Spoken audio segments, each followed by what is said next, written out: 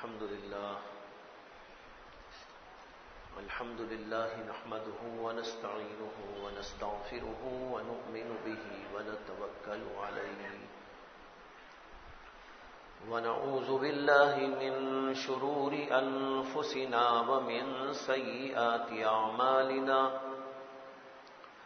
من يهده الله فلا مضل له ومن يضلله فلا هادي له ونشهد أن لا إله إلا الله وحده لا شريك له ونشهد أن سيدنا ومولانا محمدا عبده ورسوله صلى الله عليه وعلى آله وأصحابه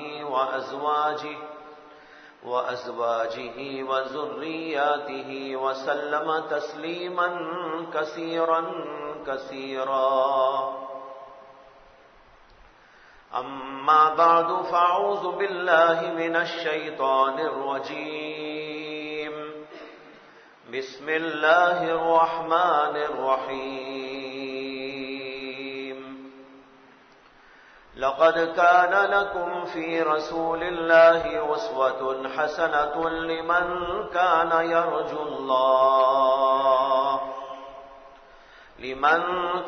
يرجو الله واليوم الآخر وذكر الله كثيرا. صدق اللہ العظیم. محترم حضرات، گزشتہ جمعہ آپ حضرات کے سامنے نبی اکرم صلی اللہ علیہ وسلم کی سیرت طیبہ کے ایک پہلو پر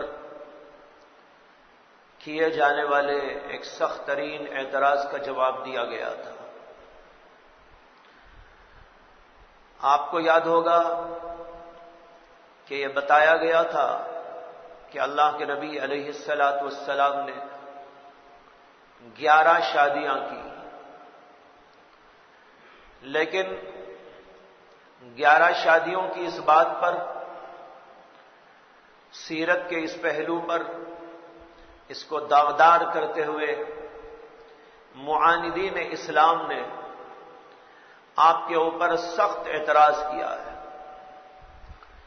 اور یہ کہا کہ نبی اکرم صلی اللہ علیہ وسلم نعوذ باللہ عیش پرست انسان تھے، جنہوں نے دنیا میں عیش کوشی کی کوشش کی تھی. میں نے اس سوال کے اعتراض کے جواب میں 3 باتیں آپ کے سامنے رکھ کر یہ بتایا تھا کہ اللہ کے نبی علیہ الصلاۃ والسلام کی ذات اطہر اس انتہائی لغو اور بےہودہ اعتراض سے بری اور پاک ہے. اللہ کے نبی علیہ الصلاۃ والسلام کی ذات اطہر اس قسم کے اعتراضات، ظاہر بات ہے کہ پاکیزہ ہو کر، مقدس ہو کر آپ کے اوپر یہ الزام کیسے عائد کیا جا سکتا ہے. میں نے بتایا تھا کہ جہاں تک کئی شادیوں کے کرنے کا مسئلہ ہے تو دیگر انبیاء اکرام علیہم الصلاۃ والسلام سے بھی وہ ثابت ہے.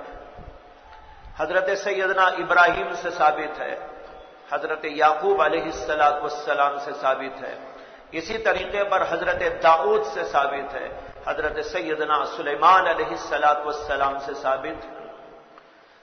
بلکہ حضرت سلیمان کے بارے میں نے ذکر کیا تھا کہ 300 بیویاں تھیں حضرت سیدنا سلیمان علیہ الصلاۃ والسلام کی، اور ایک روایت میں اس سے بھی آگے یہ لکھا گیا ہے کہ ان کی 800 بیویاں تھیں.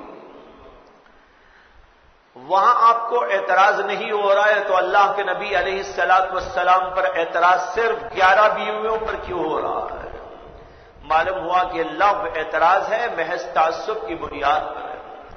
دوسری بات میں نے یہ عرض کی تھی کہ اللہ کے نبی علیہ السلام کی جو سیرت طیبہ ہے، شروع سے آخر تک اس کو دیکھتے جائیں تو آپ کو کہیں یہ نظر آئے گا، کہیں یہ نظر نہیں آئے گا کہ اللہ کے نبی علیہ الصلاۃ والسلام نفس پرست انسان تھے، عیش پرست انسان تھے، بلکہ آپ نے زاہدانہ زندگی گزاری ہے، اور آپ کے سامنے رکھا گیا تھا کہ ہم آپ کو ان چیزوں سے نواز سکتے ہیں، ہم آپ کو مال دولت دے سکتے ہیں، ہم آپ کے ساتھ یہ کام کر سکتے ہیں، لیکن دنیا والوں نے جب بھی اللہ کے نبی علیہ الصلوۃ والسلام کے سامنے یہ چیزیں پیش کی، آپ نے ان ساری چیزوں کو ٹھکرا دیا تھا۔ ایسا انسان عیش پرست کیسے ہو سکتا ہے؟ تیسری بات جو میں نے عرض کی تھی وہ یہ تھی کہ اللہ کے نبی علیہ الصلوۃ والسلام نے اپنی بالکل جوانی کی زندگی کے اندر جو پہلی شادی کی ہے وہ حضرت خدیجۃ الکبریٰ رضی اللہ تعالی عنہا سے کی ہے، اور اس وقت میں حضرت خدیجۃ الکبریٰ کی عمر 40 برس کی تھی، اور ان کے اس سے پہلے 2 شوہروں کا انتقال ہو گیا تھا۔ اللہ کے نبی علیہ الصلوۃ والسلام ان کے تیسرے شوہر بنے ہیں۔ اللہ کے نبی اگر چاہتے تو کیا اس دور میں، جوانی کے دور میں، اور اس دور میں جبکہ ساری دنیا عرب آپ کے اوپر ہر چیز قربان کرنے کے لیے تیار ہے اور الصادق الامین کہہ کر آپ کے اخلاق اور آپ کے کردار کی تعریف کرنے پر مجبور ہے، اور پھر اللہ نے آپ کو حسن و جمال کی بے نظیر خوبیاں، بے مثال خوبیاں عطا کی تھی، ایسے اللہ کے نبی علیہ الصلوۃ والسلام کے لیے کیا بعید تھا کہ آپ ایسی شادی کرتے جیسے اور لوگ کر رہے ہیں؟ کیا ضرورت تھی کہ 40 سالہ عورت سے شادی کرتے؟ معلوم ہوا کہ اندر سے اللہ کے نبی علیہ الصلوۃ والسلام بالکل ایک زاہدانہ اور اللہ تبارک و تعالی کی طرف تعلق رکھنے والے انسانوں کی صفت اور خوبی رکھنے والے تھے، آپ کا دنیا سے کوئی حصہ نہیں۔ یہ 3 باتیں تھیں جس کو تھوڑی سی تفصیل کے ساتھ آپ کے سامنے گزارش کی گئی۔ اس کے بعد میں نے یہ عرض کیا تھا، اس سے تو اس سوال کا جواب ہو گیا، اور جواب بھی 2 طریقے سے ہو گیا، ایک تحقیق کے ساتھ بھی ہو گیا، دوسرے الزام کے ساتھ بھی ہو گیا۔ دوسری بات جو آج مجھے عرض کرنی ہے وہ یہ ہے کہ اللہ کے نبی علیہ الصلوۃ والسلام نے جو کئی بیویاں کی، اس کے اندر حکمت اور مصلحت کیا ہے؟ اس کے اندر بے شمار حکمتیں ہیں، بہت سارے حکم اور مصالح پیش نظر ہیں۔ ان میں سے کچھ کا ذکر آپ کے سامنے اس وقت میں کرنا مناسب سمجھتا ہوں، تاکہ ہم اللہ کے نبی علیہ الصلوۃ والسلام کے ہر عمل کے بارے میں ذہن کے اندر یہ رکھے کہ آپ کا ہر عمل اور آپ کا ہر کردار کوئی نہ کوئی حکمت اور مصلحت کو لیے ہوئے ہے۔ علماء نے اس کے اوپر بہت تفصیل کے ساتھ میں کلام کیا ہے، اور اس کے اوپر کتابوں کی کتابیں لکھی گئی۔ یہاں پر بہت ہی اختصار کے ساتھ چند باتیں ایسی جو ہر آدمی سمجھ سکتا ہے وہ آپ کے سامنے پیش کرنے کی کوشش کرتا ہوں۔ سب سے پہلی حکمت کئی بیویوں کے رکھنے کی یہ ہے کہ اللہ کے نبی علیہ الصلوۃ والسلام کئی بیویوں کو رکھ کر ان کے ساتھ جو انداز برتاؤ کا، سلوک کا رکھے ہوئے تھے، ساری دنیا کے لیے اس کے ذریعے ایک نمونہ پیش کرنا تھا۔ اللہ نے قرآن میں فرمایا ہے، لقد كان لكم في رسول الله اسوة حسنة لمن كان يرجو الله واليوم الآخر۔ اللہ کے رسول علیہ الصلوۃ والسلام کی ذات اطہر میں تمہارے لیے بہترین نمونہ موجود ہے، بہترین نمونہ ہر چیز کے اندر موجود ہے۔ نماز میں بھی اللہ کے نبی ہمارے لیے نمونہ ہے، زکات دینے میں بھی اللہ کے نبی ہمارے لیے نمونہ ہے، حج کے لیے بھی اللہ کے نبی نمونہ ہے، اسی طرح شادی کرنے کے لیے بھی اللہ کے نبی علیہ الصلوۃ والسلام ایک نمونہ ہے، اور اگر کسی آدمی کو کئی بیویاں رکھنی ہو اس کے لیے بھی اللہ کے نبی علیہ الصلوۃ والسلام نمونہ ہے۔ آپ نے حضرت خدیجۃ الکبریٰ سے جب نکاح فرمایا تھا تو اللہ کے نبی علیہ السلام نے کسی اور سے نکاح نہیں کیا، صرف ایک بیوی کے ساتھ میں رہے۔ کب تک؟ جب تک حضرت خدیجۃ الکبریٰ موجود تھی۔ حضرت خدیجۃ الکبریٰ کے انتقال کے بعد اللہ کے نبی علیہ الصلوۃ والسلام نے کئی شادیاں کی۔ آپ کی اس زندگی میں دو پہلو آ گئے. ایک وہ پہلو کہ ایک آدمی ایک ہی بیوی کے ساتھ زندگی کرنا چاہتا ہے تو زندگی کیسے کرے گا؟ اللہ کے نبی نے حضرت خدیجۃ الکبریٰ کے ساتھ زندگی کیسے گزاری؟ حضرت خدیجہ ایک ہی بیوی تھی، اس زمانے میں کوئی اور بیوی موجود نہیں تھی. بہت سارے لوگ ایک ہی بیویاں رکھتے ہیں، ایک ہی بیوی رکھتے ہیں. اب ایک بیوی کے ساتھ سلوک کیسا کریں؟ کیسے ان کے غم میں ان کے ساتھ دیں؟ کیسے خوشی میں ان کے ساتھ میں رہیں؟ کیسے گھر کے اندر زندگی کریں؟ ان کو خوش رکھنے کے لیے کیا کریں؟ ایک پہلو ہے ایک بیوی کے رکھنے کا. اللہ کے نبی کی زندگی کے اندر یہ پہلو بھی آ گیا. لیکن ایک پہلو یہ بھی تھا کہ ایک آدمی 2 بیویاں کرنا چاہتا ہے، 3 بیویاں کرنا چاہتا ہے، 4 بیویاں کرنا چاہتا ہے. عام مسلمان لوگوں کو 4 بیویوں تک کی اجازت دی گئی ہے. ایسی صورت کے اندر ایک آدمی کس طرح زندگی گزارے گا؟ اللہ کے نبی علیہ الصلوۃ والسلام کی سیرت کے اندر یہ پہلو بھی ہونا چاہیے تھا. اگر یہ پہلو نہ ہوتا تو پھر اللہ کے نبی کی سیرت مکمل نہ ہوتی. آپ تو مکمل سیرت کو لے کر آئے تھے، آپ تو مکمل درس کو لے کے آئے تھے، آپ مکمل شریعت کو لے کے آئے تھے. اس لیے مکمل شریعت کو بتانا بھی آپ ہی کی ذمہ داری تھی. لہذا ایک آدمی کئی بیویاں رکھ کر ان کے ساتھ حسن سلوک کیسے کرے گا؟ حقوق کیسے ادا کرے گا؟ کس طرح ان کی دلجوئی کرے گا؟ تاریخ کے اندر واقعات موجود ہیں، سیرت کے اندر حالات موجود ہیں. اللہ کے نبی علیہ الصلوۃ والسلام کی بیویوں میں بھی کبھی آپس میں ناچاکی ہو جاتی تھی، لیکن اللہ کے نبی علیہ السلام کس طرح ان کو سنبھالتے تھے، سب کا دل کس طرح رکھ دیتے تھے، سب کے حقوق کو کس طرح ادا کرتے تھے. ایک کا حقوق ادا کرنے کے لیے دوسرے کا حق ضائع کر دیا جائے، یہ شریعت کے اندر جائز نہیں.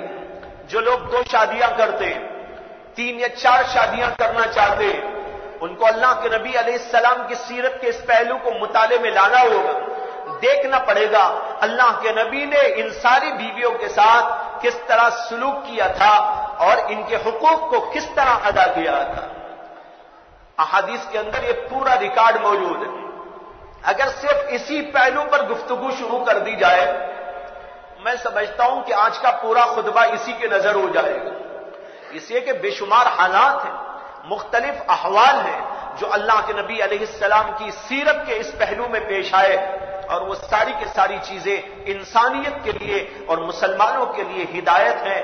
اس لیے اللہ کے نبی نے کئی شادیاں کر کے بتایا کہ ایک شادی کرنے والے لوگوں، میرے اندر تمہارے لیے بھی نمونہ موجود ہے، اور کئی شادیاں کرنے والے لوگوں، میرے اس میں تمہارے لیے بھی نمونہ موجود ہے.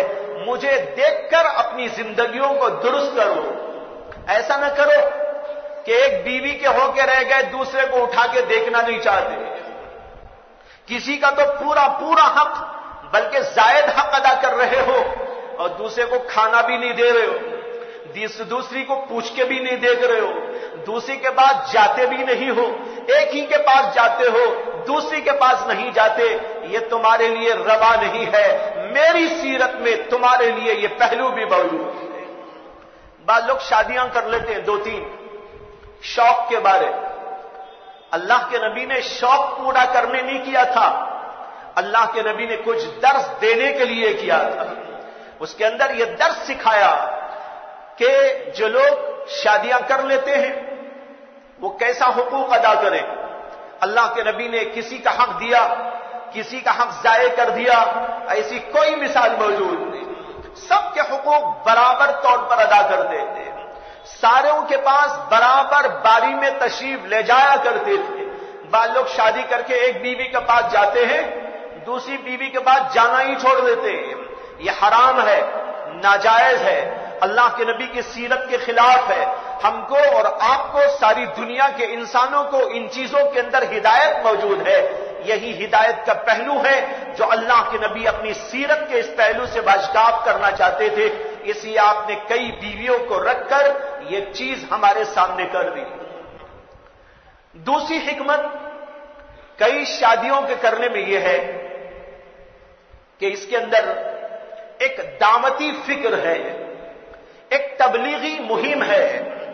اللہ کے نبی علیہ الصلوۃ والسلام جو شریعت لے کر آئے، اس شریعت میں مردوں کے لیے بھی ہدایت ہے، عورتوں کے لیے بھی ہدایت ہے۔ مردوں کو بھی اس کے اوپر چلنا ہے، عورتوں کو بھی اس کے اوپر چلنا ہے، اور اسی سے ہر ایک کی نجات ہے۔ اگر عورت چلے گی تو اس کی نجات، مرد اس پہ چلے گا تو اس کی نجات ہے۔ لیکن اللہ کے نبی علیہ السلام جو اس شریعت لے کر آئے، عورتوں میں اس شریعت کے احکام کو کیسے پیش کیا جائے، ان تک یہ پیغام کیسے پہنچایا جائے؟ ظاہر بات ہے مرد مردوں کو پیغام پہنچانے میں آسانی رکھتے ہیں، اور عورتیں عورتوں کو پہنچانے میں آسانی رکھتی ہیں۔ اللہ کے نبی علیہ السلام نے کئی شادیاں اس لیے کی تاکہ ان عورتوں کو آپ ٹرینڈ کریں، ان عورتوں کو آپ تعلیم دیں۔ حضرت خدیجہ الکبریٰ کو، حضرت عائشہ صدیقہ کو، حضرت زینب کو اور مختلف ان عورتوں کو اللہ کے نبی علیہ السلام نے اپنے نکاح میں رکھ کر ان کو ٹرینڈ کیا، ان کو تعلیم دی، ان کو تربیت دی، ان کو احکام بتائے، ان کو احکام سکھائے، اس کے اوپر چلنا سکھایا تاکہ یہ عورتوں کے اندر دین کی بات پہنچا سکے آسانی کے ساتھ میں۔ اس کے لیے اللہ کے نبی علیہ السلام نے کئی عورتوں کو کیا۔ اسی لیے ایک جلسے کے اندر جہاں پر عورتوں کا مدرسے کا قیام ہو رہا تھا، تو وہاں میں نے اسی کا حوالہ دیتے ہوئے کہا اللہ کے نبی علیہ السلام نے جو کئی عورتوں کو کیا ہے، یہ کئی عورتوں کے کرنے کا مطلب دراصل یہ ہے اللہ کے نبی نے گویا کہ اپنے گھر میں ایک مدرسہ کھول دیا۔ وہ ایک مدرسہ تھا، ایک ٹریننگ جو ایک سینٹر تھا جہاں پر غیر عورتیں آ کر ظاہر باتیں پڑھے، یہ تو مشکل تھا، اسی اللہ کے نبی نے ان عورتوں سے شادی کی، ان عورتوں سے شادی کر کے ان کو وہاں ٹرین کرنے کا، وہاں ان کو تربیت دینے کا، وہاں ان کو تعلیم دینے کا بندوبست کیا، اور گویا کہ ایک مدرسہ تھا اللہ کے نبی علیہ الصلوۃ والسلام کا گھر، وہاں پر ان عورتوں کو اس طرح ٹرین کر دیا گیا کہ عورتیں آتی تھی ان حضرات صحابیات کے پاس اور ان کے ذریعے علم لے کر جاتی تھی اور تربیت لے کے جایا کرتی۔ ورنہ آپ ذرا سوچیں اگر ایک ہی عورت ہوتی اللہ کے نبی علیہ الصلوۃ والسلام کے پاس، امت کی اتنی عورتوں تک دین کا پہنچانا مشکل ہو جاتا۔ اس لیے اللہ کے نبی علیہ السلام نے کئی عورتوں کو کیا تاکہ دین کے پھیلنے کے وسائل و ذرائع زیادہ سے زیادہ ہو جائے اور ایک ایک عورت سے دین کا بہت بڑا فائدہ ہو سکے۔ اس طریقے پر اللہ کے نبی علیہ الصلوۃ والسلام نے یہ سلسلہ جاری فرمایا۔ تو اس کے اندر حکمت ہے تبلیغ کی اور دعوت کی اور تعلیم کی۔ اسی کا ایک خاص پہلو یہ ہے کہ بعض مسائل شریعت میں عورتوں سے متعلق ایسے ہوتے ہیں جو بڑے شرم کے ہوتے ہیں، یہ خاص عورتوں کے مسائل ہوتے ہیں، مرد ان کو بیان کرے یہ اس کے لیے بڑی دقت کا سامنا ہوتا ہے، یہ اس کے لیے ایک مسئلہ اور پریشانی کی بات ہوتی ہے کہ عورتوں کے وہ خصوصی مسائل جو شرم و حیا کے بارے میں ہوتے ہیں ایک مولانا کیسے بیان کر دے، ایک عالم صاحب کیسے بیان کر دے، اس کے لیے جو ہے ایسے لوگوں کی ضرورت ہوتی ہے جو عورتوں کی ضرورت ہوتی ہے کہ وہ عورتیں ہی عورتوں کو ان مسائل کو سمجھا سکیں۔ اللہ کے نبی علیہ الصلوۃ والسلام تو سارا دین لے کے آئے، لیکن آپ ہر عورت کے سامنے وہ مسائل بیان کریں، یہ اللہ کے نبی علیہ الصلوۃ والسلام کے لیے ذرا پریشانی کی بات ہوتی۔ اللہ کے نبی غیر عورتوں کے سامنے شرم انگیز مسائل کیسے بیان کرتے ہیں؟ اس لیے اللہ کے نبی نے عورتیں کئی کر دی، شادیاں کئی کی تاکہ ان کے سامنے وہ سارے مسائل آ جائے اور ان کے ذریعے سے دیگر عورتوں کے پاس وہ شرم والے مسائل پہنچ جائے۔ حیض کے مسائل کیسے مسائل ہوتے ہیں؟ ایک تو دقیق بھی ہوتے ہیں اور دوسرے یہ کہ بڑے شرم والے مسئلے ہوتے ہیں، استحاضے کے مسائل ہوتے ہیں، شرم کے مسائل ہوتے ہیں، بڑے دقیق بھی ہوا کرتے ہیں۔ یہ مسائل وہی زیادہ سمجھ سکتے ہیں جن کو خود وہ مسئلہ پیش آتا ہے، یعنی عورتیں ہی زیادہ سمجھ سکتی ہیں۔ اب اللہ کے نبی تو سب کے لیے آئے آپ سب کو بتائیں گے، لیکن مردوں کو بتا کے چلے جاتے صرف، تو مرد ان مسئلوں کو عورتوں تک پہنچانے میں دقت محسوس کرتے.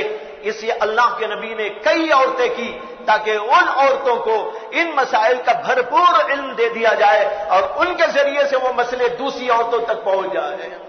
کتنا بہترین نظام ہے یہ، جس کے لیے اللہ کے نبی علیہ السلام نے کئی شادیاں کی. اس کی ایک مثال حدیث سے میں دیتا ہوں. ایک حدیث میں آتا ہے کہ ایک دفعہ ایک عورت صحابیہ خاتون اللہ کے نبی علیہ السلام کی خدمت میں آئی اور آ کر انہوں نے کہا کہ یا رسول اللہ مجھے حیض آتا ہے، کیف اتطہر، میں پاکی کیسے حاصل کروں؟ یہ ان کا سوال تھا. بخاری شریف کی روایت، مجھے حیض آتا ہے، میں اس سے پاکی کیسے حاصل کروں؟ اب یہ مسئلہ تو شرم کا مسئلہ تھا، عورت کو کیسے سمجھائیں؟ اللہ کے نبی علیہ الصلوۃ والسلام نے ذرا مبہم سا گول مول سا جواب دیا.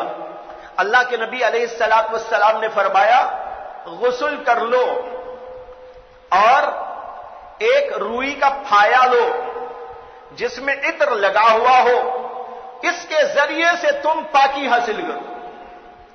اب روئی کا پھایا عطر میں لگا کر اس سے حاصل کرے پاکی، اس عورت کی سمجھ میں نہیں آیا. اس نے کہا یا رسول اللہ کیف اتطہر، روئی کے پھائے سے میں کیسے پاک ہوں؟ اللہ کے نبی صلی اللہ علیہ وسلم نے کہا کہ جو ہے عجیب بات ہے، میں کہہ رہا ہوں کہ تو اس سے پاکی حاصل کر، لہذا روئی کے پھائے سے پاکی حاصل کر. عورت کو پھر بھی سمجھ میں نہیں آیا. اس نے دوبارہ سوال کیا کیف اتطہر. تیسری دفعہ اللہ کے نبی نے ان کو بتایا، لیکن اس عورت نے پھر بھی یہی سوال کیا کیف اتطہر.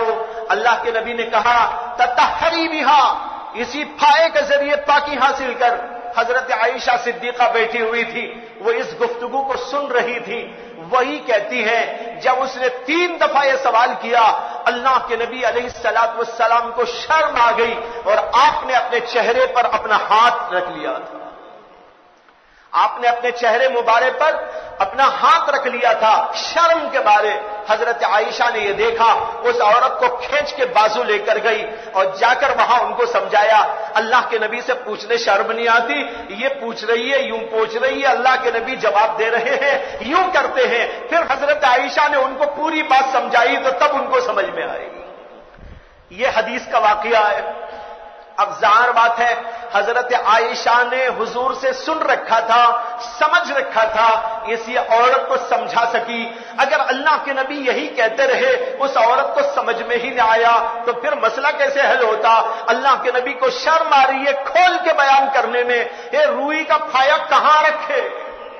بولنا تو یہ تھا، لیکن کیسے بولے اللہ کے نبی علیہ الصلوۃ والسلام؟ ایک عورت سے کیسے خطاب کرتے ہوئے یہ جملہ استعمال فرمائے؟ اللہ کے نبی کی شان نہ تھی. اللہ کے نبی علیہ الصلوۃ والسلام کو شرم آ گئی، لیکن حضرت عائشہ نے سمجھ لیا مسئلہ اور جا کر اندر ان کو سمجھایا کہ یہ بات.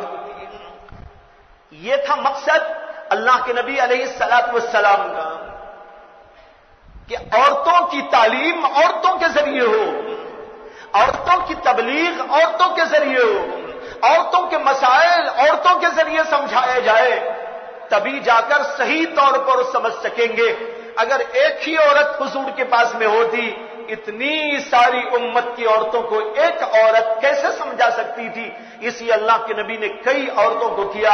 ان کے ذریعے سے یہ علوم، یہ مسائل، یہ احکام، یہ شریعت جو عورتوں سے متعلق اور شرم والے مسائل سے متعلق ہے وہ عورتوں تک پہنچ جائے. چنانچہ اسی طریقے پر پہنچتے پہنچتے آج تک امت کے اندر یہ علم زندہ ہے.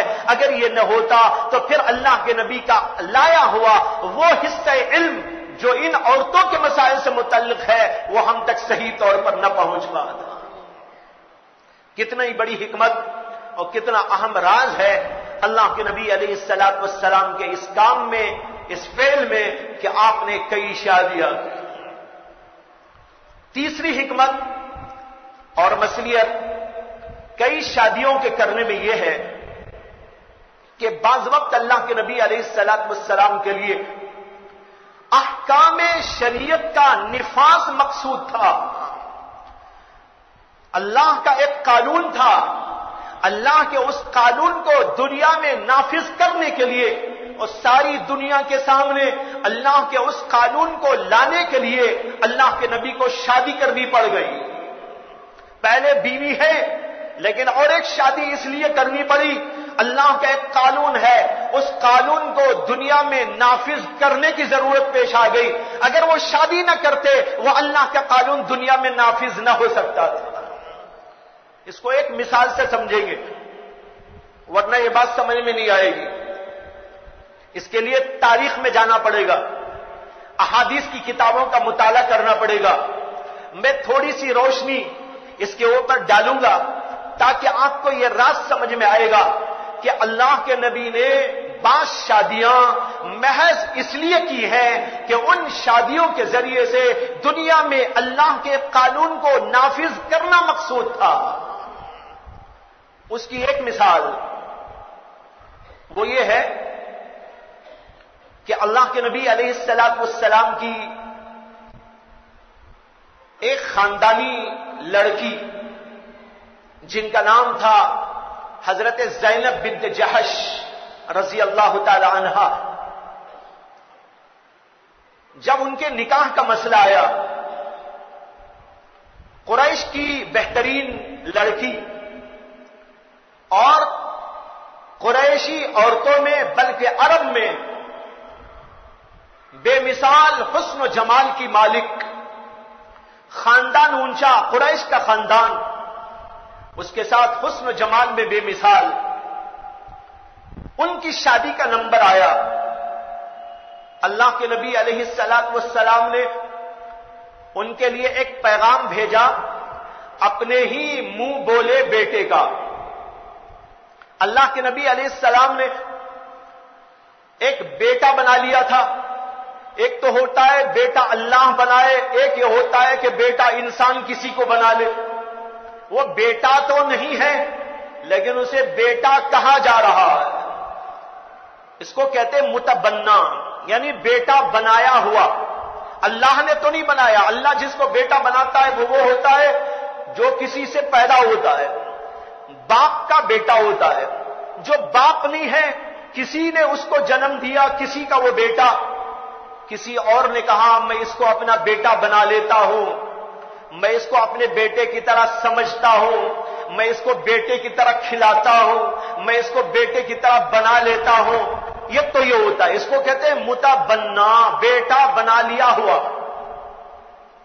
اللہ کے نبی علیہ السلام نے ایک شخص کو متبنا بنا لیا تھا، بیٹا بنا لیا تھا، اور یہ تھے حضرت زید بن حارثہ رضی اللہ عنہ، جو اصل میں تھے غلام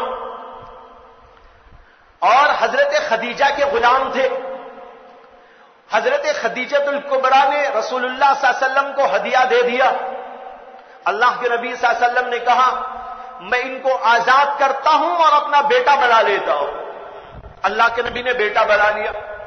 اللہ کے نبی کے ساتھ وہ رہے، پلے بڑے، یہاں تک کہ جب شادی لائق ہو گئے اللہ کے نبی ان سے بے پناہ محبت کرتے تھے، بیٹے کی طرح چاہتے تھے. بلکہ آپ اس کا اندازہ اس سے لگائیے کہ جب ان کے باپ کو معلوم ہوا کہ میرا بیٹا محمد صلی اللہ علیہ وسلم کے پاس موجود ہے، تو وہ کسی اور جگہ رہنے والے تھے، دوسرے قبیلے کے آدمی تھے. وہ حضور صلی اللہ علیہ وسلم کی خدمت میں تشریف لائے، ان کے خاندان کے اور لوگ بھی آئے. اللہ کے نبی علیہ السلام سے آ کر ملاقات کی اور کہا کہ ہمیں معلوم ہوا ہے کہ ہمارا بیٹا آپ کے پاس موجود ہے، ہم یہ چاہتے ہیں کہ آپ وہ بیٹا ہم کو عطا کر دیں، ہم لے کے جانے کے لیے آئے. اللہ کے نبی صلی اللہ علیہ وسلم نے فرمایا کہ بہت اچھا، اگر آپ اپنے بیٹے کو لے کر جانا چاہتے ہیں تو میں دینے تیار ہوں. بلاؤ بھائی زید کہاں ہے؟ زید آئے، باپ کو دیکھ کے ہکا بکا کھڑے ہو گئے، مصافحہ کیا، معانقہ کیا، خیر خیریت ہوئی، دونوں طرف سے آنکھوں سے آنسو جاری ہو گئے. باپ سے کئی سالوں کے بعد ملاقات ہو رہی ہے. اللہ کے نبی صلی اللہ علیہ وسلم نے فرمایا زید تمہارے باپ و خاندان کے لوگ تم کو لینے کے لیے آئے ہیں، اس لیے تم چلے جاؤ ان کے ساتھ میں. حضرت زید بن حارثہ زار و قطار رونے لگے. زار و قطار رونے لگے. اللہ کے نبی نے پوچھا کیوں روتے ہو؟ آج تو بڑا خوشی کا دن ہے تمہارا کہ تمہارے باپ تم کو لینے کے لیے آئے ہیں. لیکن حضرت زید کہنے لگے یا رسول اللہ میں آپ پر میرے باپ کو ترجیح نہیں دے سکتا، میں آپ پر میرے باپ کو ترجیح نہیں دے سکتا، میں آپ کے خاندان پر میرے خاندان کو ترجیح نہیں دے سکتا. جو محبت و پیار مجھے آپ کے پاس ملا ہے وہ پیار تو میرے باپ سے بھی میں نے کبھی نہیں دیکھا ہے. اس لیے میری زندگی اور موت آپ کے ساتھ میں ہوگی، میں کبھی میرے باپ کے ساتھ جانے کو تیار نہیں. اس سے اندازہ کیجئے اللہ کے نبی نے ان کو کیسا پالا، اللہ کے نبی نے کیسی محبت ان کو دی. اس کا صلہ تھا کہ انہوں نے کہا میں یہاں سے جانا نہیں چاہتا. بہرحال بتانا یہ ہے کہ جب ان کو شادی کرنے کی نوبت آئی، اللہ کے نبی علیہ الصلوۃ والسلام کے ذہن میں آیا کہ میری ہی رشتے کی بہن زینب بنت جہش موجود ہے، ان کے پاس پیغام بھیجے گی. چنانچہ اللہ کے نبی علیہ الصلوۃ والسلام نے ان کے بھائیوں کے پاس پیغام بھیج دیا کہ میرے منہ بولے بیٹے زید بن حارثہ کے لیے میں چاہتا ہوں کہ تمہاری بہن زینب بنت جہش سے نکاح ہو جائے. جو ہی یہ پیغام گیا ان کے گھر میں کھلبلی مچ گئی. حضرت زید کالے کلوٹے تھے، یہ تو غلامی کے دور سے گزر چکے تھے اور خاندان بھی ان کا کوئی معمولی سا کہیں کا تھا، وہ قریش کے خاندان کے بھی نہیں تھے، نہ صورت کے ایسے نہ تو خاندان کچھ بڑا. ایسے آدمی سے جب رشتہ گیا ان کے خاندان کے اندر ایک کھلبلی سی مچ گئی اور انہوں نے آپس میں چھ میں گویا شروع کر دی. لیکن قرآن میں اللہ نے آیت نازل کر دی انہی کے بارے میں. اللہ نے قرآن میں فرمایا وَمَا كَانَ لِمُؤْمِنٍ وَلَا مُؤْمِنَةٍ إِذَا قَضَى اللَّهُ وَرَسُولُهُ أَمْرًا أَن يَكُونَ لَهُمُ الْخِيَرَةُ مِنْ أَمْرِهِمْ. اللہ نے کہا مومن مرد مومن عورت کے لیے اللہ اور اللہ کے رسول کے فیصلے کے آ جانے کے بعد کوئی اختیار باقی نہیں ہے. اللہ کا رسول اگر کہہ رہا ہے تو تم کو منع کرنے کا کوئی اختیار نہیں. جب یہ آیت پڑھ کے سنائی گئی وہ راضی ہو گئے. اللہ کا فرمان ہے، رسول کی اگر بات ہے تو ہم ہر چیز کو قربان کرتے ہیں. ہم اب چہرہ بھی نہیں دیکھتے اور ہم خاندان بھی نہیں دیکھتے. ہماری بہن کا رشتہ طے کرنے کے لیے ہم تیار. چنانچہ رشتہ ہو گیا اور پھر اس کے بعد شادی ہو گئی. شادی ہو کر جب دونوں رہنے لگے عجیب اتفاق ہے کہ دونوں کے اندر انبن رہتی تھی اور دونوں کے اندر جوڑ پیدا نہیں ہوا. روز روز کوئی مسئلہ. حضرت زید آ کر حضور اقدس صلی اللہ علیہ وسلم کو سنایا کرتے تھے یا رسول اللہ آج میری بیوی نے مجھے ایسا کہہ دیا، انہوں نے میرے ساتھ ایسا سلوک کر دیا، آج میرا ان کا ایسا جھگڑا ہو گیا، میں نے ان کو یوں کہہ دیا، انہوں نے مجھ کو یوں کہہ دیا. اب روزانہ یہ سلسلہ جاری رہتا تھا. اللہ کے نبی علیہ الصلوۃ والسلام ان کو تسلی دیتے، صبر کی تعلیم دیتے، حسن اخلاق کی تعلیم دیتے، بیوی کے ساتھ رہنے کا اصول طریقہ بتاتے. یہ چلتا رہتا. لیکن چلتے چلتے نوبت یہاں تک آئی کہ ایک دن آ کر انہوں نے یہی بتا دیا کہ میں نے تو اپنی بیوی کو طلاق ہی دے دیا. حضرت زینب کو انہوں نے طلاق دے دی. اللہ کے نبی کو افسوس ہوا. یہ قصہ تو ہو گیا. اس قصے کے بعد یہ ہوا کہ اللہ کے حکم سے نبی اکرم صلی اللہ علیہ وسلم نے حضرت زینب سے نکاح کیا. حضرت زینب جن سے ابھی نکاح ٹوٹا تھا، اللہ کا حکم آیا کہ تم ان سے نکاح کرو. لیکن اللہ کے نبی کو پریشانی ہوئی اس نکاح پر. پریشانی کیوں پریشانی ہوئی؟ اس لیے کہ عرب کا دستور یہ تھا کہ جس کو بیٹا بنا لیتے تھے اس کو حقیقی بیٹا تصور کرتے تھے. جیسے کوئی حقیقی بیٹا ہوتا ہے جس کو بیٹا بنا لیا، صرف یوں ہی بنا لیا، اس کو بھی سمجھتے تھے کہ وہ بیٹے ہی کی طرح ہے. جب وہ بیٹا ہے تو اس کی جو بیوی ہوتی ہے وہ دراصل اس کی بہو ہوتی ہے. اور بہو سے تو اسلام میں رشتہ حرام ہے. زمانے جاہلیت میں بھی سمجھتے تھے کہ یہ حرام، اسلام میں بھی حرام ہے. بہو سے نکاح نہیں ہو سکتا. اب یہ لوگ یہ سمجھتے تھے زمانے جاہلیت کے لوگ اور عام وہاں کے عرب کے لوگ کہ حضور اقدس صلی اللہ علیہ وسلم نے زید کو بیٹا بنا لیا تھا، وہ ان کے بیٹے ہو گئے۔ جب بیٹے ہو گئے تو ان کی جو بیوی تھی وہ ان کی بہو ہو گئی، اب بہو سے یہ رشتہ نہیں کر سکتے۔ جب اللہ کا یہ حکم آیا کہ ان سے شادی کرنی ہے، اللہ کے نبی کو خوف ہوا یہ لوگ کیا کہیں گے، یہ کہیں گے کہ یہ بہو سے رشتہ کر لیا، عجیب عجیب باتیں اڑائیں گے، بدنام کریں گے، الٹی سیدھی حرکتیں کریں گے، لوگوں کے اندر چرچا کریں گے۔ اللہ کے نبی علیہ الصلوۃ والسلام کو اس بات کی وجہ سے دل کے اندر خوف ہونے لگا، لیکن اللہ نے کہا کہ اے نبی آپ لوگوں سے نہ ڈرے، اللہ سے ڈرے۔ آپ کو لوگوں سے ڈرنے کی کوئی ضرورت نہیں، آپ واللہ احق ان تخشا، اللہ زیادہ حقدار ہے کہ آپ اس سے ڈرے۔ لہذا اللہ کا حکم ہے یہ شادی ہونی ہے تو آپ کو یہ کرنی ہے، اس میں پس و پیش آپ کو نہیں کرنا ہے۔ اللہ نے یہ رشتہ آسمانوں پہ طے کیا اور اللہ نے یہ نکاح پڑھایا۔ حدیث میں بھی آتا ہے اللہ کے نبی صلی اللہ علیہ وسلم نے فرمایا میرا نکاح آسمانوں پر اللہ نے کیا ہے۔ اسی لیے کبھی کبھی حضرت عائشہ صدیقہ میں اور حضرت زینب بنت جہش ان دونوں کے اندر جب کبھی آپس کے اندر جو ہے بحث مباحثہ ہوا کرتا تھا تو حضرت عائشہ صدیقہ کہا کرتی تھی میں تم سب سے افضل ہوں۔ لوگ کہتے کیوں افضل ہیں؟ حضرت عائشہ کہتی اس لیے میں افضل ہوں کہ میں ایسی ہوں، میرے اندر یہ خوبی ہے اور ایک خوبی میری یہ بھی ہے کہ اللہ کی وحی اس وقت بھی آیا کرتی ہے جب اللہ کے نبی میرے بستر پر سوئے ہوئے ہوتے اور تم میں سے کسی کو یہ بات حاصل نہیں، اس لیے میں افضل ہوں۔ تو اس کے جواب کے اندر حضرت زینب بنت جہش کہا کرتی تھی مجھے بھی ایک فضیلت ایسی حاصل ہے عائشہ تم کو بھی حاصل نہیں۔ وہ کہتی کیا؟ تو حضرت عائشہ کو دیگر صحابیات کو جواب دیتی اور کہتی میری یہ فضیلت ہے کہ تم سب کا نکاح دنیا میں پڑھایا گیا، زمین پر پڑھایا گیا، انسانوں نے پڑھایا، اور میرا نکاح آسمانوں پر رب خالق و مالک نے پڑھایا۔ یہ نکاح آسمانوں پر ہوا تھا۔ بہرحال یہ نکاح ہوا۔ اب یہاں پر یہ جو نکاح ہوا میں یہ سمجھانا چاہتا ہوں حضرت زینب بنت جہش سے اللہ نے حکم دیا کہ نکاح کرو اور اللہ نے آسمانوں پر یہ نکاح پڑھایا اور آپ کو کہاں دنیا والوں سے ڈرنے کی ضرورت نہیں، اللہ سے ڈرو، جو اللہ کا حکم ہے اس کو پورا کرو۔ اللہ کے نبی یہ نکاح کر رہے ہیں۔ یہ نکاح جو ہوا یہ کیوں ہوا؟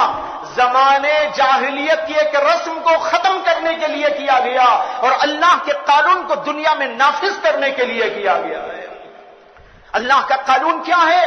منہ بولا بیٹا بیٹا نہیں ہوتا، بیٹا تو وہی ہوتا ہے جس کو خدا بیٹا بناتا ہے، بیٹی وہی ہوتی ہے جس کو بیٹی اللہ بناتا ہے، رشتہ دار وہ ہوتا ہے جس کو اللہ کوئی رشتہ داری دیتا ہے، کوئی زبانی کہہ لیتا ہے، اس سے بیٹا ہونا یا بیٹی ہونا، کوئی باپ ہونا، کوئی ماں ہونا یہ ثابت نہیں ہو جاتا۔ ہاں اس کے ساتھ اچھا سلوک کر لو یہ الگ بات ہے، بھائی بنا کر بھائی جیسا سلوک کرو، بیٹا بنا کر بیٹا جیسا سلوک کرو، لیکن تمام احکامات کے اندر وہ بیٹا نہیں ہو گیا، تمام احکامات کے اندر وہ بیٹی نہیں ہو گئی۔ یہ بتانا تھا دنیا والوں کے سامنے، ایک مسئلہ شرعیہ کو واضح کرنا تھا، دنیا میں اس کو نافذ کر کے بتانا تھا، اور اللہ نے یوں کر کے دکھایا کہ نبی کو حکم دیا کہ اپنے منہ بولے بیٹے کی جو بیوی طلاق یافتہ ہے اس سے شادی کرو اور دنیا والوں کو بتا دو کہ یہ چیز جائز ہے، یہ ناجائز کام نہیں۔ یہ ہے اللہ کے قانون کا نفاذ۔ میں نے کہا یہ تیسری حکمت تھی جو اللہ کے نبی علیہ الصلوۃ والسلام نے کئی شادیوں کے لیے استعمال کی۔ چوتھی وجہ نبی اکرم صلی اللہ علیہ وسلم کی کئی شادیوں کے کرنے کی یہ ہے کہ بعض سیاسی مصالح تاکہ دین دنیا میں ہر جگہ پر نافذ ہو، اسلامی حکومت کو قوت، طاقت، استحکام نصیب ہو، اس کے لیے بھی اللہ کے نبی علیہ الصلوۃ والسلام نے بادشاہیاں کی. یہ اسلام کی سیاسی پالیسی کے تحت. لیکن آپ سیاست کے لفظ سے آج کی دنیا کی سیاست نہ سمجھے. یہ دنیا کی سیاست نہیں ہے، یہ اسلام کی سیاست ہے، اسلام کے اصول کی سیاست ہے. اس کے تحت میں اللہ کے نبی علیہ الصلوۃ والسلام نے بھی بادشاہیاں کی. بعض قبیلوں خاندانوں سے اللہ کے نبی علیہ الصلوۃ والسلام نے سمجھا کہ اگر اس خاندان کی عورت میرے نکاح میں آئے گی تو دین کے وہاں تک جانے اور پھیلنے کا ذریعہ پیدا ہوگا، اسلامی حکومت کے نفاذ کے اندر ہم کو قوت و طاقت حاصل ہوگی، اسلام کے پھیلنے کے وسیع ذرائع پیدا ہو جائیں گے. جیسے مثال کے طور پر آپ نے شادی کی تھی حضرت زینب بنت الحارث سے. حارث ان کے باپ تھے، زینب بیوی کا نام ہے اللہ کے نبی علیہ الصلوۃ والسلام. ان کا جو نکاح ہوا تھا یہ اس طرح ہوا کہ قبیلے بنو مستلق ایک قبیلہ تھا، اس قبیلے سے اللہ کے نبی علیہ الصلوۃ والسلام کی جنگ ہوئی تھی. اور اسی جنگ کے موقع پر بنو مستلق قبیلے کے سردار حارث کی بیٹی بھی گرفتار ہو کے آئی جن کا نام تھا حضرت زینب. اللہ کے نبی علیہ السلام نے ان سے شادی اس لیے کی تاکہ ان سے شادی ہونے کے بعد وہ پورے کا پورا قبیلہ اسلام کی طرف آ سکتا ہے اور ہم کو ان تک بات کے پہنچانے میں آسانی ہو سکتی ہے. چنانچہ اس کے بعد ایسا ہوا، عجیب غریب واقعہ یہ ہوا کہ جب اللہ کے نبی علیہ الصلوۃ والسلام نے حضرت زینب بنت الحارث سے نکاح کر لیا تو اسی قبیلے کے بہت سارے قیدی صحابہ کے اختیار میں تھے. صحابہ نے ان کو گرفتار کر کے رکھا تھا، جنگ کے موقع پر گرفتاری عمل میں آئی. یہاں اللہ کے نبی علیہ السلام نے نکاح کیا حضرت زینب سے تو جتنے صحابہ کے پاس جو غالباً 100 سے 200 کے لگ بھگ لوگ تھے، سارے صحابہ نے سب کو چھوڑ دیا اور کہا ہم اس قبیلے کے لوگوں کو گرفتار کر کے کیسے رکھ سکتے ہیں جس قبیلے کی عورت سے ہمارے نبی کا نکاح ہوا، جس قبیلے کی عورت سے ہمارے نبی کا نکاح ہوا ہے، ان کے لوگ ہماری قید میں رہے، یہ ہماری نبی کی شان کے خلاف. سب نے آزاد کر دیا ان کو. اسی لیے حضرت عائشہ صدیقہ نے فرمایا اللہ کے نبی کی عورتوں میں زینب بنت الحارث سے زیادہ بابرکت عورت میں نے کسی کو نہیں دیکھا کہ جن کے نکاح پر ان کے خاندان کے کئی 100 لوگ آزاد کر دیے گئے. یہ ان کی برکت تھی. تو بھائیو، اس طرح بعض مسالے تھے جن کی وجہ سے اللہ کے نبی علیہ الصلوۃ والسلام نے نکاح کیے. حضرت ام حبیبہ رضی اللہ تعالی عنہا سے نکاح ہوا جو ابو سفیان کی بیٹی ہوتی ہے، اور یہ اس دور میں نکاح ہوا جب ابو سفیان ابھی کافر تھے، اور صرف کافر نہ تھے بلکہ اسلام کے سخت ترین دشمن تھے، بدترین دشمن تھے. دن رات ان کا مشغلہ یہ تھا اللہ کے نبی کو تکلیف پہنچاؤ، کسی نہ کسی طرح بدنام کرو، کسی نہ کسی طرح سازشیں کرو. ان کا مشغلہ ہی دنیا میں یہ ہو گیا تھا. لیکن اللہ کے نبی علیہ الصلوۃ والسلام نے جب ام حبیبہ سے نکاح کیا تو اس کے بعد وہ کہا کرتے تھے میں اب تک تو دشمن تھا، اب بھی میں اسلام کا نہیں ہوں، لیکن مجھے فخر ہے کہ میری بیٹی محمد کے گھر میں ہے. دیکھ رہے آپ کیسی مصلحت تھی اللہ کے نبی علیہ الصلوۃ والسلام کی. یہ سب کچھ دین کے لیے کیا تھا، یہ سب کچھ دین کی اشاعت کے لیے کیا تھا، دین کو پھیلانے کے ذرائع اور وسائل پیدا کرنے کے لیے کیا تھا. یہ تھے مسالے جو اللہ کے نبی علیہ السلام کے پیش نظر جس سے کہ آپ نے ان بیویوں کو رکھا. محض عیش کوشی مقصد نہ تھا، لذت لوٹنا مقصد نہ تھا. لذت لوٹنے والا کئی بیویاں دوسرے انداز کی کر سکتا ہے، کیا ضرورت تھی کہ ایسی عورتوں سے کرتا جو کئی شوہروں کے پاس میں رہ چکی ہے. اللہ کے نبی علیہ الصلوۃ والسلام کو اس کی کوئی ضرورت نہ تھی. اب آخری ایک حکمت بتاتا ہوں، اور وہ حکمت تعلقات کی ہمواری تھی. خود مسلمان لوگوں میں تعلقات کی ہمواری کی بنیاد پر بھی اللہ کے نبی نے بعض نکاح کیے. آپ کو معلوم ہے کہ حضرت ابو بکر صدیق رضی اللہ تعالی عنہ شروع سے لے کر اخیر تک اللہ کے نبی علیہ الصلوۃ والسلام کے ساتھ میں رہے اور دین اسلام کو آگے لے جانے اور دین اسلام کی نصرت اور مدد اور خدمت میں بے نظیر کارنامہ انہوں نے انجام دیا. یہی حال حضرت سیدنا عمر بن خطاب رضی اللہ تعالیٰ عنہ کا. اللہ کے نبی علیہ السلام نے ان دونوں کی بیٹیوں سے نکاح کیا. حضرت ابو بکر صدیق کی بیٹی حضرت عائشہ سے نکاح کیا, حضرت عمر کی بیٹی حضرت حفصہ سے نکاح کیا, تاکہ یہ رشتہ قائم و باقی و دائم ہو جائے. اس کے لیے اللہ کے نبی علیہ الصلوۃ والسلام نے ان سے رشتہ داری قائم فرما دی نکاح کے ذریعے سے. یہ بھی ایک حکمت تھی اور مصلحت تھی جس کی وجہ سے اللہ کے نبی نے کئی شادیاں کی. ان ساری چیزوں کے پیش نظر ہم یہ کہہ سکتے ہیں اللہ کے نبی علیہ السلام نے محض لذت کے لیے, محض نفس پرستی کے لیے, محض عیش کوشی کے لیے یہ نکاح نہیں کیے, بلکہ اس کے پیچھے دینی اور شرعی, معاشرتی اور سیاسی کئی مسائل موجود ہیں. ان کے پیش نظر اللہ کے نبی علیہ الصلوۃ والسلام نے نکاح کیے ہیں. اللہ سے دعا ہے کہ اللہ تبارک و تعالی ہمارے دلوں کو اطمینان عطا فرمائے, اللہ کے نبی کی سیرت کو اسوہ حسنہ سمجھ کر آپ کی بات پر عمل کرنے کی ہمیں توفیق عطا فرمائے. وآخر دعوانا ان الحمد للہ رب العالمین. آخر میں اعلان ہے